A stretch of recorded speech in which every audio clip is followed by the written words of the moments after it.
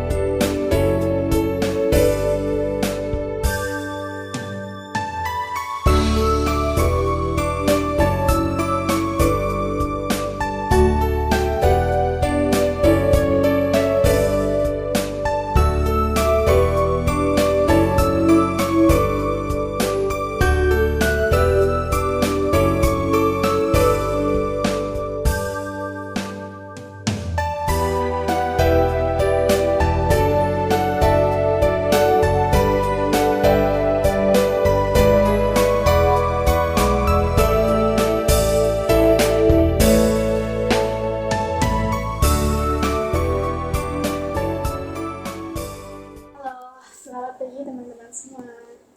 Di sini kami sedang berada di kantor Balai Pelestarian Kebudayaan Candi Ratu Boko, dan di sini kami akan melaksanakan wawancara dengan Ibu siapa?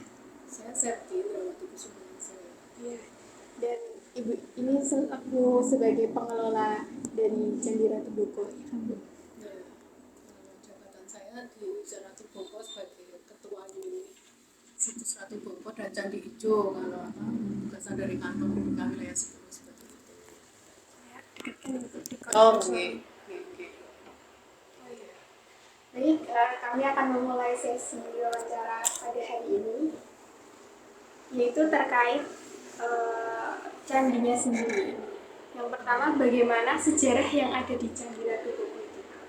Ratu Boko sendiri punya keunikan ya dari aspek sejarahnya. Yang pertama itu pembangunannya itu bisa dikatakan dalam dua tahap gitu lah ya. Jadi yang pertama, Ratu Boko itu dibangun oleh raja namanya Panangkaran. Itu sekitar tahun 792 Saka. Nah, saat itu Panangkaran itu beragama Buddha. Di situ Panangkaran itu membuat stupa gitu lah, wihara. Jadi untuk beribadah, untuk ya katakanlah Panangkaran ini ketika membangun Boko itu sudah di akhir masa pemerintahannya, jadi kayak mau lengser gitu ya. Nah itu kan akhirnya karena sudah sepuh itu kemudian menyepi lah begitu, bertapa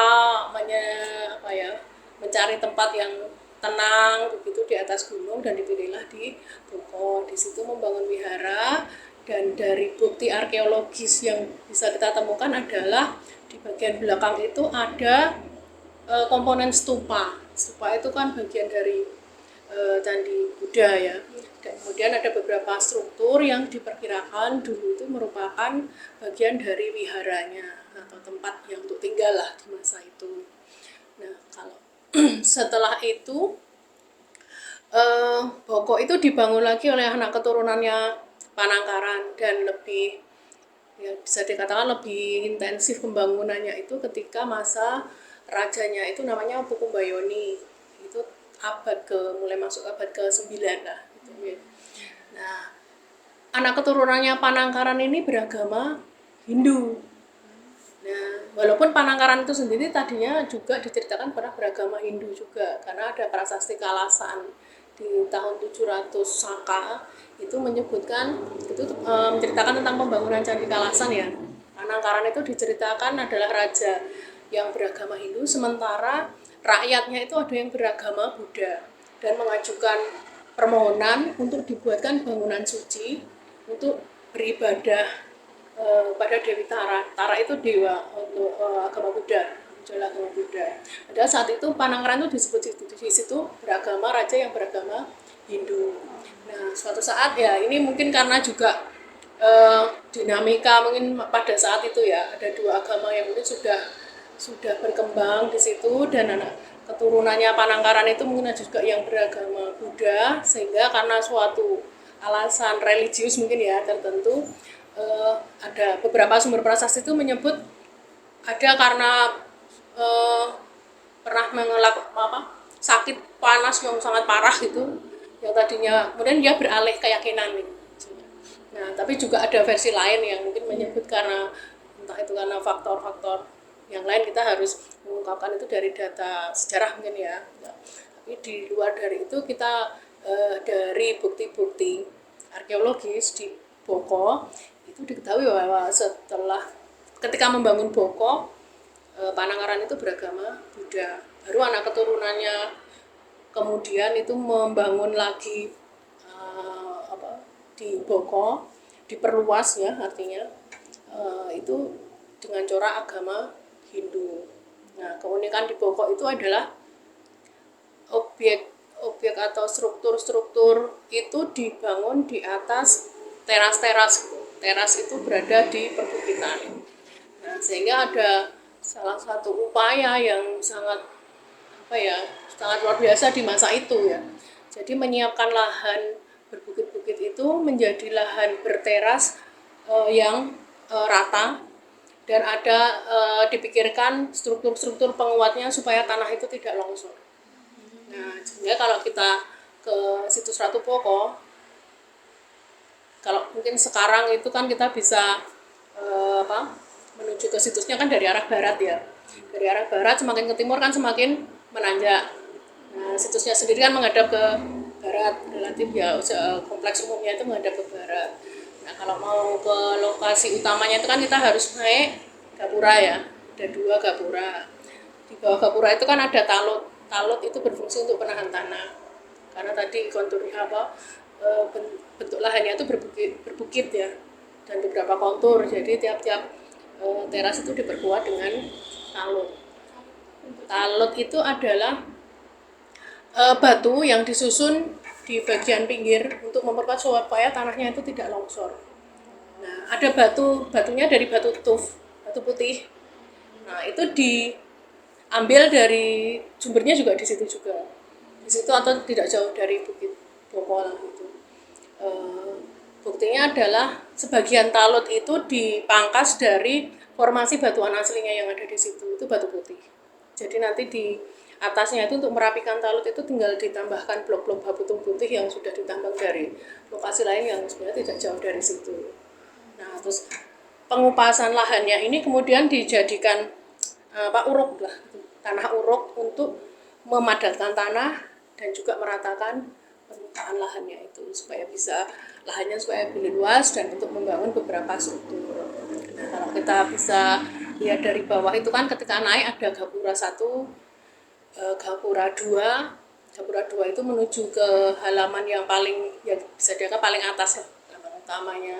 Itu ada candi pembakaran, ada kolam di sebelah timurnya, kemudian ada batur, beberapa batur, ada 2 batur yang tinggi, kita menyebutnya paseban gitu, dan ada batur yang dia rendah bawah gitu, lebih dekat permukaan tanah. Kemudian halaman utama ya, biasanya kalau sekarang yang menjadi spot wisatawan itu di situ, karena kan daya tariknya Boko itu ada di pintu gerbangnya itu, ketika mungkin pas matahari terbenam. Nah, itu kan menjadi spot wisata yang paling menarik di situ ya. Jadi ikonnya juga.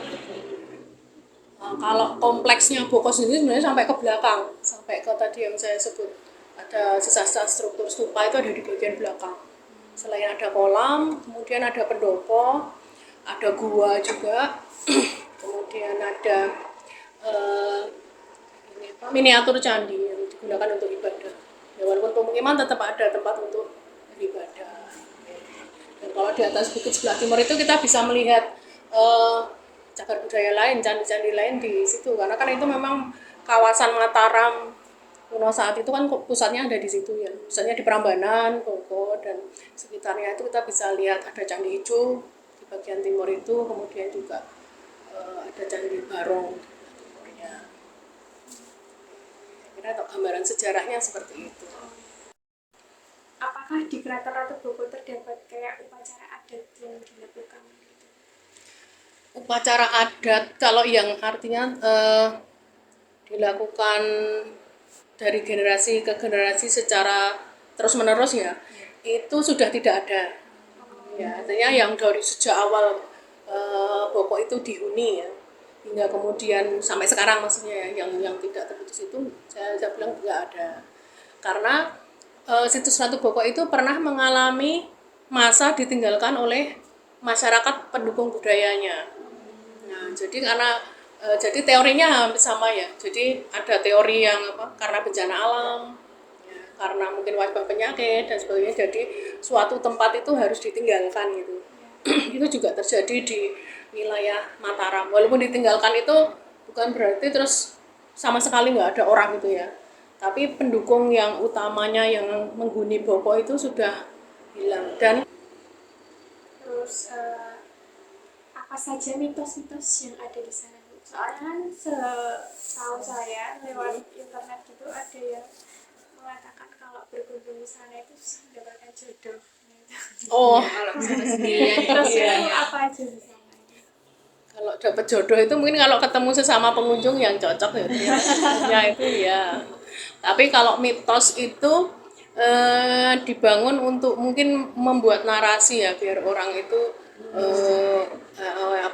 tertarik untuk datang ya.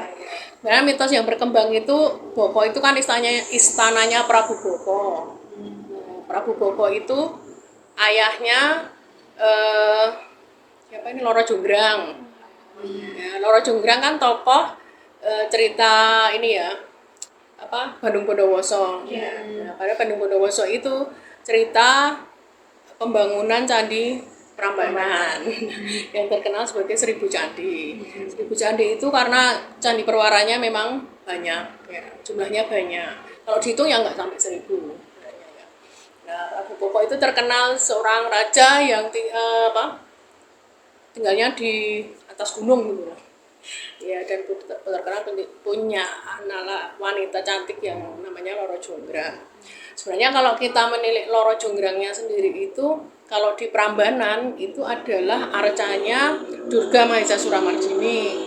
Itu arca agama Hindu lah gitu ya. Dewa-dewa di agama Hindu. Selain di situ ada Agastya, ada Ganesha, ya Durga salah satu arca utama di agama Hindu gitu. Jadi sebenarnya itu cerita rakyat saja sih. Tapi itu kemudian mengilhami beberapa sendera tari, kemudian narasi-narasi ya untuk menarik wisatawan. Gitu. Ada sendera tari, saya lupa namanya, tapi sendera tari Loro Jonggrang apa Prabu Boko gitu ya. Ini menceritakan tentang itu. Ya paling tidak mitos itu menginspirasi orang kemudian untuk menciptakan karya seni. Untuk selanjutnya, apa yang menjadi daya tarik utama dari Ratu Boko dan bagaimana pengelolaannya supaya wisatawan itu bisa tertarik berkunjung ke Ratu Boko? Kalau daya tarik wisata Ratu Boko itu sebenarnya diambil dari keunikannya ya, keunikan yang ada di Ratu Boko itu, baik keunikan itu secara fisik maupun nilai-nilainya gitu ya. Yang pertama kalau secara fisik, Boko itu ada di atas bukit yang sebenarnya sumber airnya itu tidak ada, artinya kering ya sebenarnya ya. Nah, padahal kalau dilihat dari pembangunan candi itu atau tempat suci untuk ibadah agama Hindu maupun Buddha itu dibangun di tempat yang sumber daya alamnya mendukung. Dilihat dari tanah, ketersediaan air, kemudian udaranya juga mendukung. Nah, tanahnya di Boko itu mungkin hanya katakan tipis gitu ya. Kalau kita nanam itu tidak semua jenis tanaman akan tumbuh.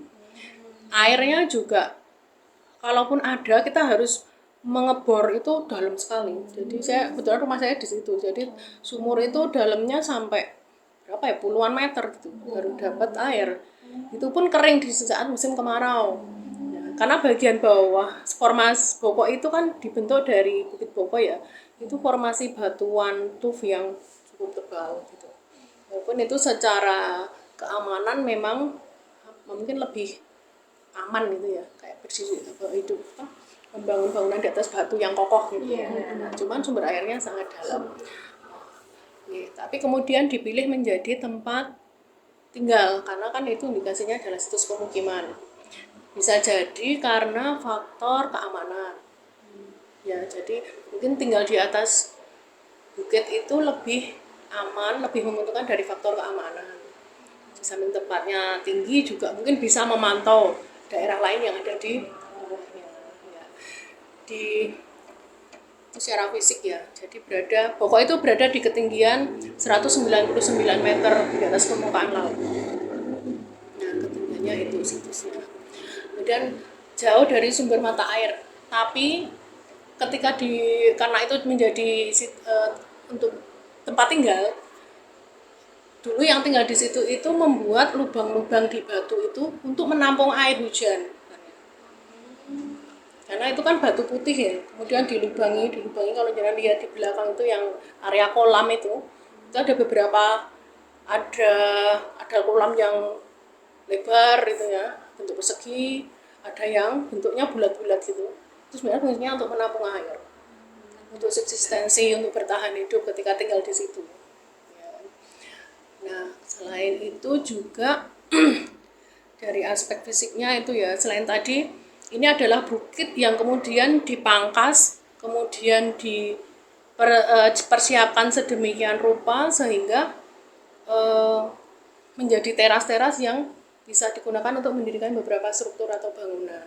Ya, bangunan itu fungsinya ya ada untuk ibadah, ada yang untuk keperluan privat, profan gitu ya, ada ini yang ada tempat untuk tinggal rajanya juga, ada tempat untuk bertemu dengan rakyatnya gitu, ada tempat untuk yang mandi, ya kebutuhan untuk itu.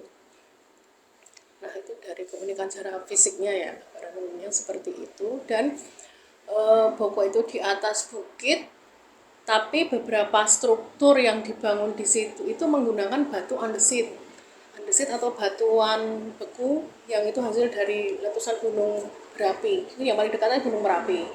Nah, batu itu kan memang ketika meletus kemudian dibawa oleh air ya, air melewati sungai. Sungainya itu ada di bawah itu, Sungai Opak. Nah, mungkin batunya disediakan oleh itu. Tapi kan kita bisa membayangkan zaman dulu yang ketika tidak ada media atau kendaraan yang mendukung ya, atau alat angkut yang mendukung itu, membawa batu sebesar itu sampai ke ketinggian 200-an meter kan juga perlu upaya dan cara yang luar biasa kan di masa itu. Nah, itu dari segi fisiknya. Kalau dari segi non fisiknya, nilai-nilai pentingnya ya, Boko itu kan ada dua aliran agama lah yang dulu pernah hidup di situ. Ada Hindu, ada Buddha. Bahkan Raja Panangkaran itu pernah beragama itu, walaupun di akhir hidupnya dia kemudian memeluk agama Buddha. Nah, tapi anak keturunannya beragama Hindu. Itu kan berarti kita bisa melihat ada toleransi agama, sudah ada toleransi agama di situ.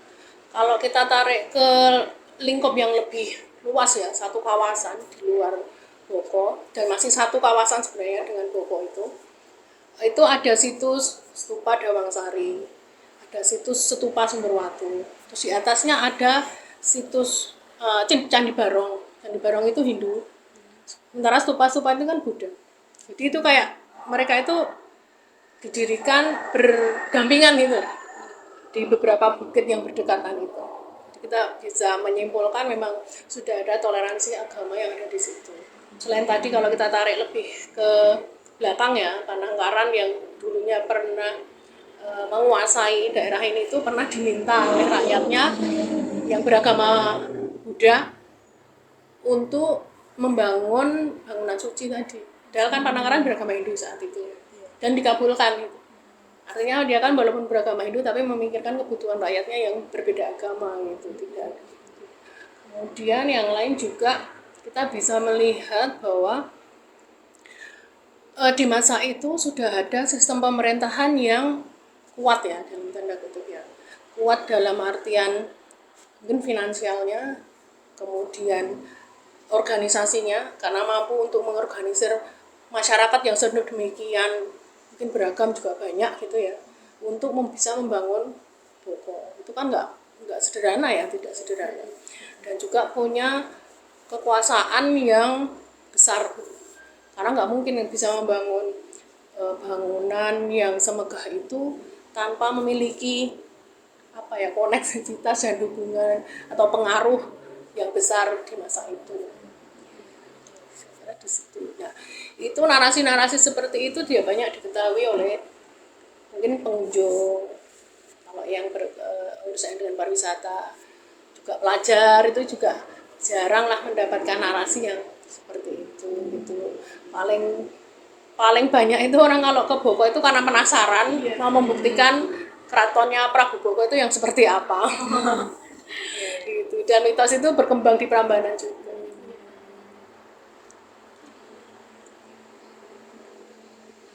Sambil minum nggak apa-apa ya? Iya, iya, salah apa. Bisa napas. Santai saja.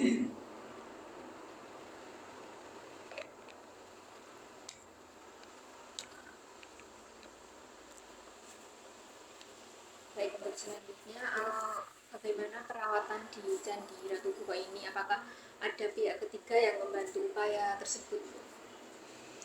Kalau perawatan itu kita melakukan perawatan itu setiap hari ya, Mbak. Ya, di kantor BPK wilayah 10 itu ada namanya profesi juru pelihara situs. Juru pelihara situs itu tugasnya adalah merawat, membersihkan struktur cagar budaya yang ada di satu situs. Selain itu juga membersihkan lingkungannya. Jadi tidak hanya objeknya ya, CB-nya atau strukturnya, tapi juga lingkungannya, halamannya itu dibersihkan. Juga melakukan penataan lingkungan. Termasuk juga misalnya membuat taman lah, dirawat biar lebih bagus gitu. Terus misalnya ada tanaman yang kira-kira akan merusak, akarnya merusak, ya nanti ditebang atau dipangkas biar tidak merusak ke struktur cagar budayanya. Dan itu mereka masuk dari hari Senin sampai hari Sabtu. Statusnya ada yang PNS, ada yang juru pelihara non PNS. Yang PNS kalau di Bogor itu hanya 2 orang. Yang satu sudah pensiun kebetulan. Jadi sebagian besar justru malah tenaga-tenaga honorer yang ada di situ. Di area 10 hektar ya, kalau di Boko itu yang kami kelola itu seluas 10 hektar. Itu baru lahannya tok. Belum kalau kita menghitung luasan cagar budayanya. Karena kan kalau di Boko itu strukturnya rata-rata berupa talo, pagar, kemudian bangunan-bangunan yang artinya dibuat dari batu hitam ya, batu andesit dan batu putih. Itu kan permukaannya lebar-lebar itu ya. Itu kalau dihitung itu udah kayak nggak kurang lah, tenaganya itu kurang. Karena yang kalau batu itu tidak cukup hanya dibersihkan, disapu, itu nggak cukup. Kalau halaman kan bisa disapu, rumputnya secara berkala kita pangkas, ya, dipangkas. Kemudian tanaman-tanaman yang kira-kira nggak indah gitu juga dipangkas. Tapi kalau batu ini butuh perawatan yang lebih. Jadi kita ada namanya kegiatan konservasi. Itu khusus, pekerjaan khusus di candi yang mungkin nggak ada di tempat yang lain ya, karena batu-batu itu kan batu alam yang terekspos, kena panas, hujan, secara terus-menerus ya, itu kemudian lama-lama akan terkena ini jamur, lumut itu, dan kadang juga ada tumbuhan-tumbuhan yang ya bijinya dibawa burung lah, dibawa ini ya, kemudian selain itu juga lapuk gitu ya, karena panas hujan kan lama-lama juga batu itu melapuk, apalagi yang batu putih itu. Kalau batunya kualitasnya tidak bagus, dia akan mengikis, ada yang sebagian sudah kayak pecah gitu. Nah itu kita lakukan perbaikan juga. Kalau yang pecah ya dilem, disambung. Kalau yang tadi kena lumut itu kita gosok pakai sikat, tapi sikatnya yang halus, bukan sikat yang kasar itu ya, karena nanti kalau kasar juga akan merusak batunya. Kalau jamur yang misalnya sampai kayak lichen apa itu tuh kita harus pakai bahan kimia untuk dibersihkan. Nah itu pun kita belajar terus ya, artinya kalau bahan kimia itu merusak ya kita akan belajar mencari bahan-bahan lain yang lebih alami, lebih ramah lingkungan, dan juga aman untuk orang yang mengaplikasikan itu. kita sekarang memakai ini minyak atsiri dari Sereh Wangi. Itu dibikin pasta ya dengan campuran ya tertentu sampai menjadi pasta, itu kemudian dioleskan, terus nanti di berapa lama gitu ya biar sampai ininya mati organismenya mati itu, dan kita gosok, kita semprot pakai air. Nah itu harus prosesnya ya harus ada observasi berapa yang kena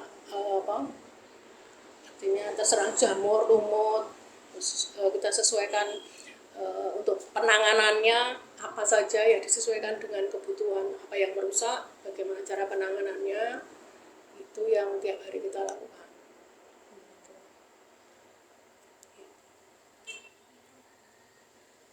Lalu adakah rencana kedepannya untuk pembaharuan atau menambahkan atraksi atau aktivitas baru di sekitar kawasan Ratu Boko itu, Bu?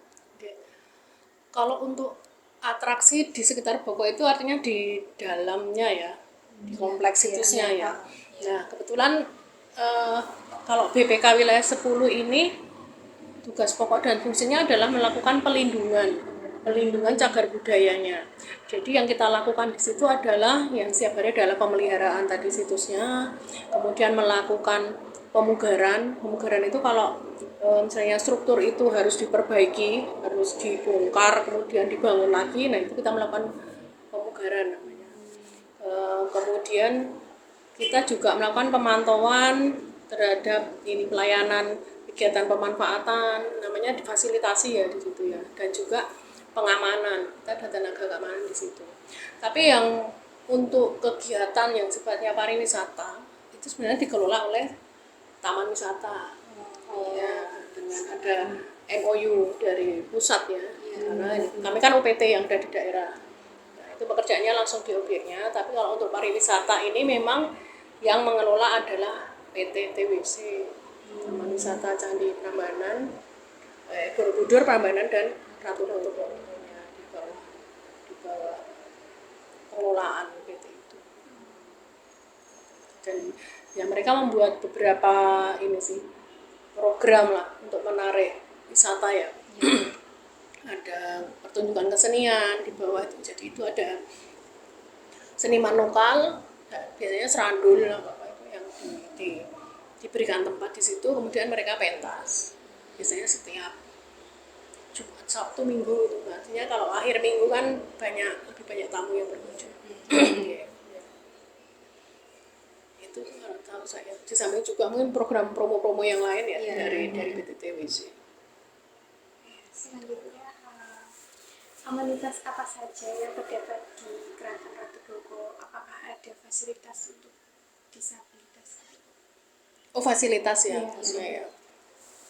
Nah, fasilitas untuk disabilitas ini yang kita belum ini, Mbak. Sudah ya terpikirkan tapi belum bisa merealisasikan itu ya. Karena kalau untuk wisata kan memang yang mengelola PT TWC. Kita lebih ke perlindungan, pemeliharaan situsnya. Tapi walaupun demikian kita juga memikirkan bagaimana pengunjung itu juga nyaman kalau berkunjung ke candi. Nah, cuman kalau Ratu Boko ini kita harus melihat kondisi fisiknya ya. Kondisi fisik objek itu kurang mendukung untuk para penyandang disabilitas. Tour guide-nya yang belum tersedia ini ya untuk penyandang disabilitas itu belum ada sebenarnya. Tapi secara umum fasilitasnya sudah memadai. Fasilitas untuk pengunjung ya relatif memadai sih sebenarnya. Karena Boko ini areanya luas ya, jadi mungkin kamar mandi yang di belakang itu yang belum ada. Jadi kalau mau berkunjung di situ memang harus mungkin kalau bawa minum ya bawa minum sendiri gitu ya, dan mungkin harus siap sudah makan sudah siap ini biar enggak karena luas ya. Kalau mau mengeksplor sampai ke bagian belakang itu ya harus siap dengan stamina-nya ya. Bagaimana aksesibilitas menuju ke Keraton Ratu Boko itu? Sudah dirasa cukup memadai atau bagaimana? Kalau aksesibilitas ke Boko itu sebenarnya dimulai dari jalur utamanya kan di Jalan Jogja Solo ini ya, bisa dikatakan begitu. Itu sebenarnya dari papan petunjuk itu sudah sudah jelas, artinya mau sampai ke Boko sampai atas sana itu bisa ya. Itu kalau untuk menunjuk arahnya ya. Kemudian kalau jalan juga memadai sampai ke depan pintu gerbang taman itu sudah aspal semua. Dan itu diperlebar. Dinas pariwisata ya diperlebar full, masuk ke jalan kampung itu bis besar itu sudah bisa sampai ke atas. Ya, karena PT Taman kan juga menyewa lahan milik kas desa ya, lahan kas desa yang kemudian dikelola untuk tempat parkir. Tempat parkir dan ada juga yang menjadi tempat bumi perkemahan dulunya. Cuma belum setelah Covid ini belum semarak lagi gitu. Nah, dulu sempat sewa lahan yang ada di utara. Jadi pinggir jalan Prambanan Piungan itu, tapi tempatnya sewa. Cuman nggak maksimal penggunaannya, karena kalau turun di situ pengunjung itu harus naik tangga yang cukup tinggi.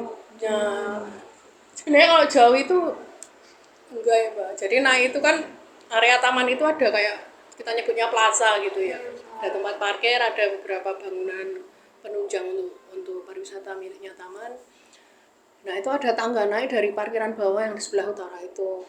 Nah itu nggak jadi alternatif yang menarik lah untuk pengunjung karena capek. Tangganya terlalu curam. Walaupun dulu ada usulan untuk disiapkan lift gitu ya. Tapi cuma mungkin pemakaian liftnya juga tidak maksimal ya. Jadi banyak ruginya lah gitu. Nah, itu kemudian taman membuka jalur shuttle bus dari Prambanan ke Bokong. Karena kalau dulu memang jalannya tidak selebar sekarang. Nah, kalau berapa tahun itu sudah jalannya itu sampai mentok pinggir selokan kampung itu. Jadi kalau nggak hati-hati ya kadang bisa nyemplung ke selokannya. Pernah beberapa kejadian seperti itu. Karena tadi sempadan jalannya udah dihabiskan untuk bis-bis besar itu bisa naik. Tapi ya harus sistemnya buka tutup. Kalau ada yang turun ya yang di bawah harus menunggu. Tapi untuk kendaraan HES apa itu sudah. Jadi secara jalur jalan akses ke Boko itu sudah nyaman lah, sudah sampai ke sana. Nah, cuman memang kadang itu ada beberapa yang kalau menggunakan aplikasi Gojek misalnya itu tuh mereka kadang kesasarnya itu di belakang situs itu ada jalan dari plesteran semen. Sebenarnya jalan ini untuk penduduk lah. Untuk penduduk itu supaya ada jalan pintas gitu. Nah, cuman kan kalau di map kan mungkin itu menyesatkan ya. Iya. Ada beberapa itu yang sampai ke belakang-belakang itu. Ya itu sebenarnya juga jalur penghubung ke situs yang ada di Barong, Dawangsari. Cuma kan beberapa melalui beberapa lahan milik penduduk yang kemudian dibangun jalan bantu sebenarnya. Untuk mempermudah akses, tapi nggak jadi jalan utama harusnya.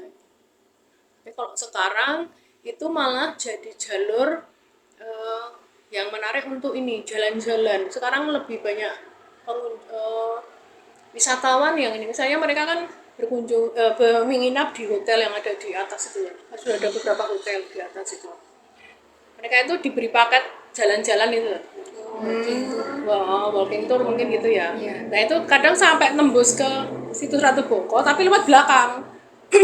Kita kan ada jalan di belakang tapi itu jalan untuk ke Berkit, jalan para pekerja gitu. Dan jalannya penduduk lokal. Mereka kadang nerabas di situ. Kita kalau tahu ya kita arahkan untuk beli tiket dulu lewat pintu depan. Bahkan kadang ada orang asing itu yang jalan di belakang itu kan semua ya mereka ya. Tapi ya dari hotelnya atau dari itu sendiri sih, jadi yang bikin paketan nggak jelas itu. Kalau untuk wisatawan yang beli paket terusan dari Prambanan setelah ke Boko itu, pihak pengelolanya ada nyediain transport khusus nggak? Iya ada shuttle bus. Jadi Bus. biasanya itu paket ya, beli tiketnya langsung Prambanan Boko gitu. Dan di Prambanan itu disediakan shuttle bus, jadi mobil-mobil HES, L gitu. Nanti berapa diisin 15 atau berapa, nanti naik langsung ke Boko. Karena jalan ke Boko itu kan juga nanjak ya. Iya. Ada beberapa yang tanjakannya cukup curam gitu, itu kan mungkin nggak semua orang mahir gitu. Iya, Coba iya. ke atas. Itu nanti tiketnya itu belinya di Prambanan apa? Bisa Kalau di untuk dua-duanya? paket itu biasanya mereka beli di Prambanan. Tapi di Boko juga tersedia tiket sendiri untuk berkunjung ke Boko. Oh, jadi kalau misal Tidak mau hanya beli paket yang untuk ke Prambanan itu harus di Prambanannya Iya, langsung. kayaknya di Prambanan beli. Karena shuttle bisnya berangkat dari Prambanan. Iya. Kalau yang langsung ke Boko juga ada itu.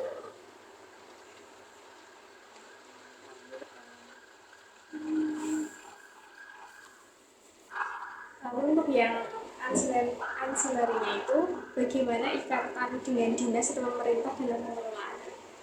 Dengan dinas. Kaitannya dengan Jadi yang mengelola itu kan ada BPTWC sama BPJP kan? ya. Nah itu apakah ada pemerintah atau udah dua lembaga itu aja? Kalau yang mengelola secara langsung ya itu hanya dua itu. Artinya yang mengelola di lokasi cagar budayanya itu adalah BPK. Ya. Kemudian yang mengelola pariwisatanya itu ada di PT TBC. Hanya dua itu sih sebenarnya. Tapi sekitar Boko itu kan juga ada desa ya, desa Boko Harjo. Itu juga beberapa paket wisata yang ada di Boko itu sekarang sudah mulai bekerja sama dengan pemerintah desa. Di situ. Di Boko Harjo itu kan mungkin ada banyak program ya kaitannya dengan UMKM. Kemudian juga kan di bawah juga ada resto yang dikelola oleh PT TWC itu juga mengambil mungkin menu-menu dari masyarakat sekitar situ.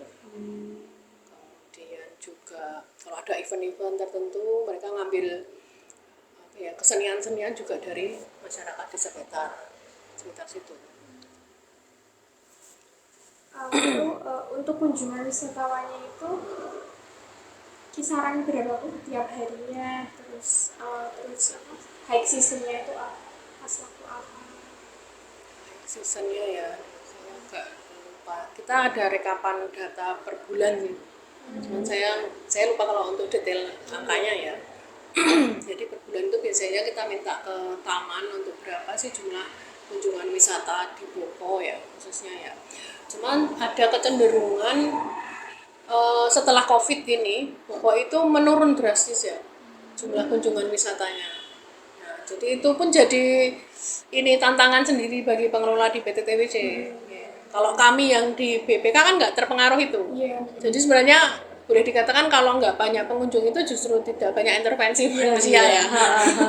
Tapi apalah gunanya kalau kita itu mengelola atau melakukan pemeliharaan, perawatan, pemugaran sampai maksimal, misalnya semuanya bisa dipugar, semuanya bersih, bisa dirawat, tapi nggak ada yang menikmati kan juga sesuatu yang sia-sia ya. Itu tapi jadi mungkin banyak faktor ya kendala dan mungkin itu lebih tepat kalau dijawab oleh orang TWC ya. Oh iya. Ya, cuman kita juga kadang diajak diskusi gitu.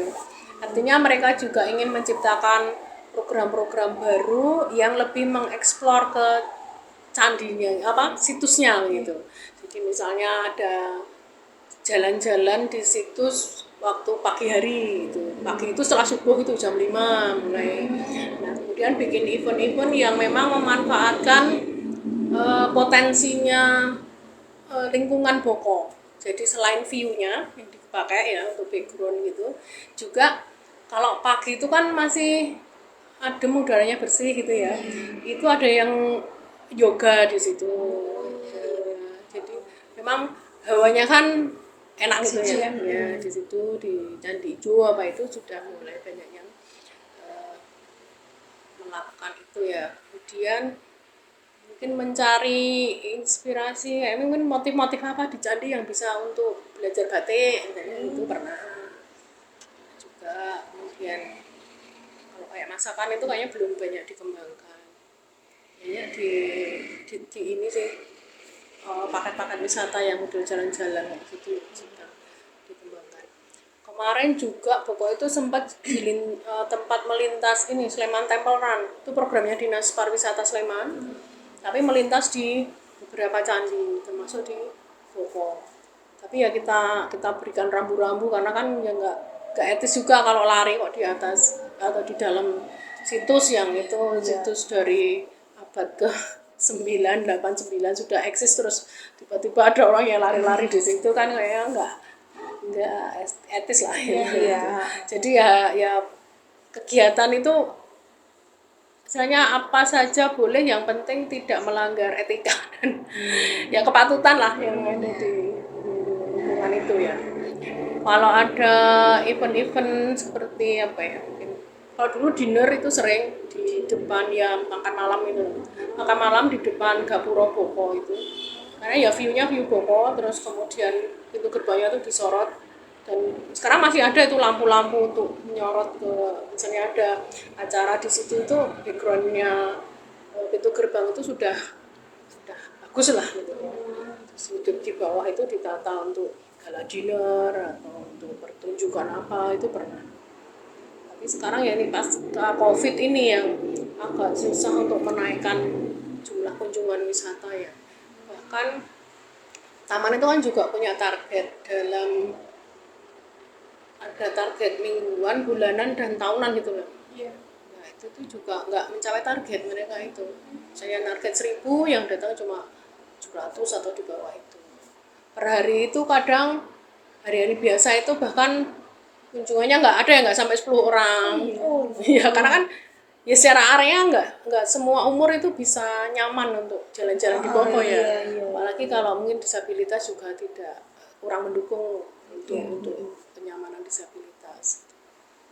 Dan apa ya, mungkin juga atraksi-atraksi lainnya itu yang kurang membuat tertarik itu ya. Mungkin mereka lebih tertarik langsung ke Breksi gitu yang sebenarnya bukan cagar budaya ya, tempatnya juga nanjak tinggi gitu, tapi mereka langsung bisa melihat view-nya, bisa jajan-jajan makan di situ, banyak fasilitas yang tersedia di situ gitu.